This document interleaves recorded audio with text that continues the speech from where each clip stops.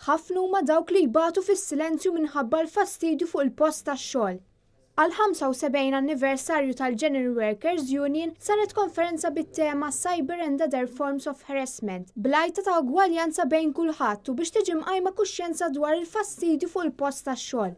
F'riċerka li saret din il-kwistjoni ġiet meqjusa bħala komuni ħafna, madwar 80% esperjenzaw jew raw xi tip ta' fastidju jsir. Intqal li 4% biss kienu dawk li rrappurtaw mal-pulizija dwar il-fastidju li esperjenzaw. Preżenti kien hemm is-Segretarja Internazzjonali tal-Partit Nazzjonalista, Roslyn Borch-Knight, fejn qalet li l-fastidju fuq ix-xogħol jinsab f'diversi forom, kemm dak fiżiku, verbali, sesswali u fuq il-midja soċjali.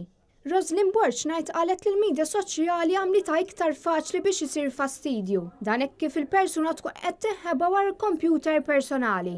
Ġie rikonoxxut ukoll il-fatt li kemm il-darba ġew ippubblikati ritratti u filmati mingħajr permess ta' dawk l-individwi involuti. Waqt din il-konferenza ħareġ li 90% tal-ħaddiema m'għandhomx taħriġ ta' x'għandu jsir f'każ ta' fastidju fuq il-post tax-xogħol.